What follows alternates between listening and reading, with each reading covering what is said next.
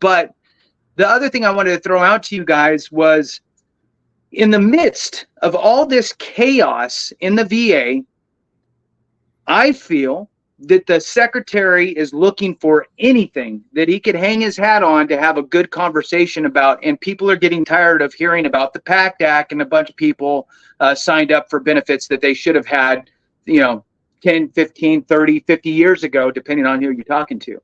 So what are the good things that the VA can talk about on how great they are? Well, one of the things that's happening out there are the claims clinics, where folks can go and get their claim decided essentially in a day or 2 days. I have a buddy of mine who flew out to Kentucky to be involved in that claims clinic, not as a veteran seeking benefits, but just as a observer of what's happening. And he said it was great. Looks like everything was going good. There was, lots of veterans there from all over the U.S. People were driving in, flying in from everywhere to go there. Why? Because they could get their claim decided in a day and a half. On its surface, right, this is an effort that was, I guess, headed up, pushed, really started by VFW, right, with the VA. And collectively, they created this claims clinic. So everything from filing the claim to the C&P exam to the rater reviewing everything, sit down face to face. Okay, based on everything we got, you're going to be rated at whatever percentage. So on its face, that sounds like a huge success, right? Wow, that's great.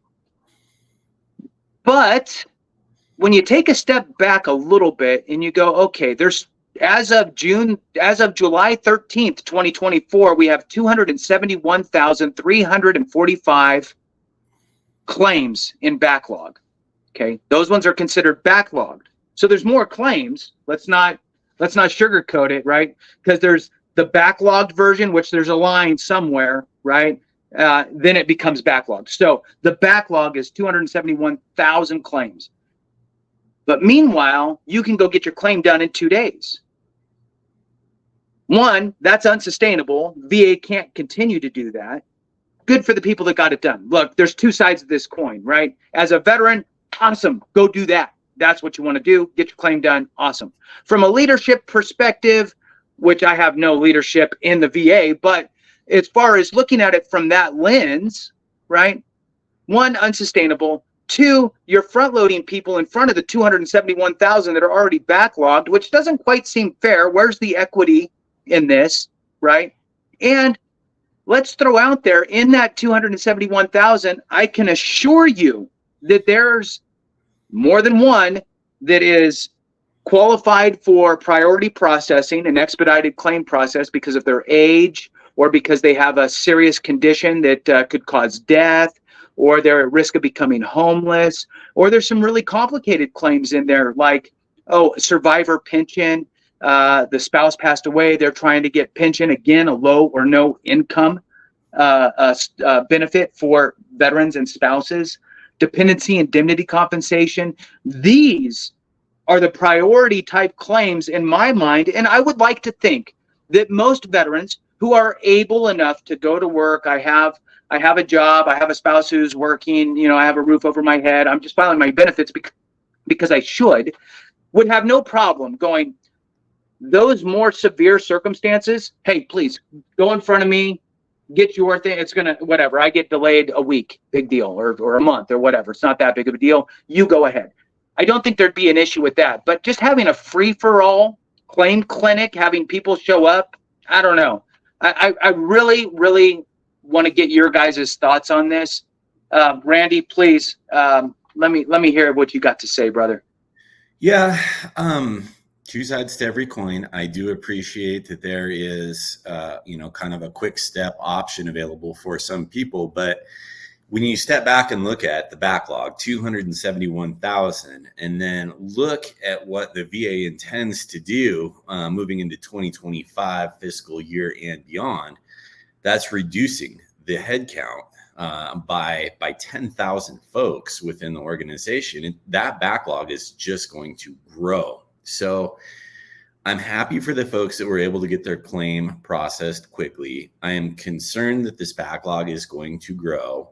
I'm concerned that the monetary resources that the VA has just figured out that it needs are going to be, unmanageable. They're not going to be able to get the $3 billion for this year. I'm worried about that. And then the 15 for next. It's a concerning number. What it feels like, Jason, is it feels like an election year kind of gimmick almost. I mean, it's good. There is some goodness that comes out of it, but it isn't sustainable. It doesn't make sense when you have folks that have been waiting 2, 4, 6, 8, 10 months to get their claim processed, that somebody, who has the money can fly into Kentucky and get a same day, kind of thing done, where somebody that doesn't have the money has done their intent to file, submitted their paperwork, waited 6 months, hasn't heard back, yada, yada, yada. I mean, it just doesn't seem like a particularly fair or well thought out process. Look, and Jason hit the nail on the head a few minutes ago, folks. He went through all the things that are going on, the forbearance with the VA loans, the whole COVID debacle, this program integrity tool, on and on and on. This is not a real sexy subject. It doesn't get a lot of mainstream media coverage. But for those of you that are watching this channel right now, there is a blinking red light, on the dashboard of the VA. This is an organization that is experiencing debacle after debacle at a very, very high level with very big impacts. And there isn't a lot of coverage. It's not getting a lot of airtime. There isn't a lot of loud voices. Jason just said, loud voices kind of shine the light on the problem, and sunshine is the best sterilant. There's just not a lot of coverage going on, folks, but this is as bad as I've ever seen it. Even going back to, the whole debacle with, that happened under the Obama administration with delays in care. I think, arguably this whole situation, when viewed in its totality, is worse. So there's a couple things you can do. It's an election year. Let your voice be heard. Get a hold of your veteran service organizations, if you have W and whatnot, up channel your voice. Most importantly, veterans, you guys got to tune in and pay attention to this stuff, because little nuggets are thrown out on Military Times or Federal News Network or wherever, but the mainstream media is just not covering this. And it's a big ass problem, and it's going to get a whole lot worse before it gets better. So that's my take. Chris, you've been so patient. I'll throw it back to you to get your take, man. No, I'm just absorbing here. What's kind of going through my head is I love the experimentation. I love that they are being crafty about some of the problems and the problem statements that exist. It just seems that they could have done it. Why not triage these rapid processing clinics, right? Why not do it by invite only based upon the severity of the claim? And do it smaller, right? So you're just setting yourself up for more pain. It reminds me of the Bart Simpson, when he's pressing the electrical outlet, ow, ow, ow. There's just got to be better ways to go after solving some of these very complex problems, to where you're thinking about it long term and thinking about the totality of the impact if things actually do go well. If things don't go well, nothing lost. I mean, to some degree, other than people wasting a bunch of money to fly to Kentucky and not get what they wanted. That's certainly not anything. But at the same time, setting yourself up for more pain is just a never-ending cycle of woe.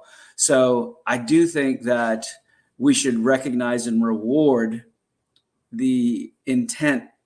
We should recognize and reward the successes and the learnings from this. But I think they need to do a little bit of, better planning to understand the full impact of anything they do right now, because they are just under the microscope and they just keep stepping on it, left and right. So, but let's not lose some of the bright learnings and lessons that could be leveraged at some point in the future.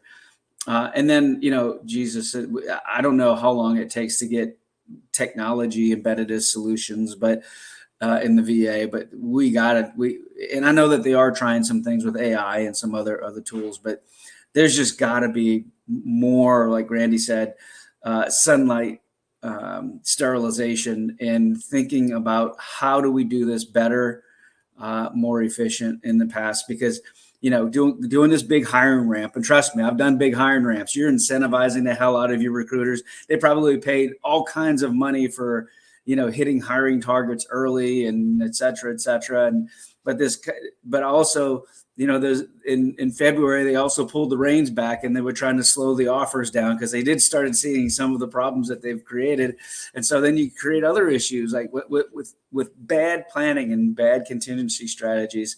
You're going to not do anything but create more work for yourself on things that aren't driving to the goals of the organization. Right. So, man, it's just frustrating. Jason, Randy. No, I mean, hey, this has been a good discussion. We've got several other topics to cover today, so I'm going to just kind of close out this topic in the interest of time. We are going to put a link to it below. Again, the ask is to like and subscribe, share with a friend if this information isn't out there. Again, what we talked about today was this whole, you know, update on the budget shortfall that's taken place at the VA and some of the side stuff that's happening with clinics and whatnot. So appreciate you watching today. Stay tuned. We've got another episode coming up where we're going to cover some other really cool tools.